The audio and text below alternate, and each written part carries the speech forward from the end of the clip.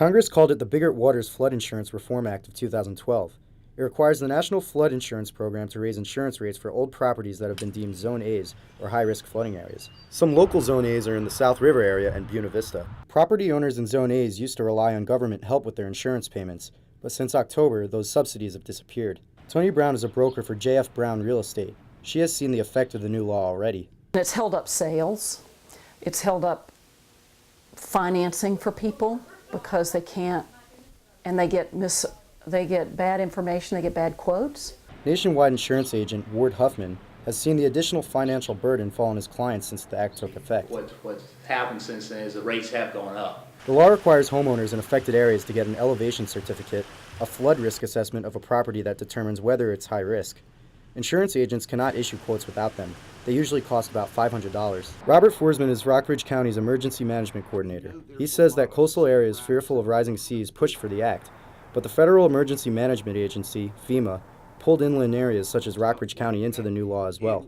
So you can't really just do flood insurance for coastal areas and not address it on the inland areas also. Both Forsman and Huffman have seen frustration and confusion from people affected by the act. The biggest surprise I think a lot of people think is that they may be near a stream that they've never heard of flooding, but that's in a Zone A. It's very difficult to have somebody go out who's been paying $400 a year for flood insurance now for the last 20 years, and now you're going to bump them up to $1,000 because their threat's higher, but they've not had a major flood in that 20 years. And then, Brown says, they get the bill.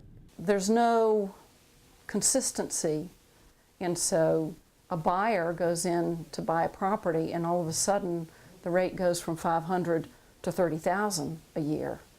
And they don't realize that's happening until they're getting ready to get their insurance. Brown warns potential homebuyers to be informed. The buyer needs to go do his homework.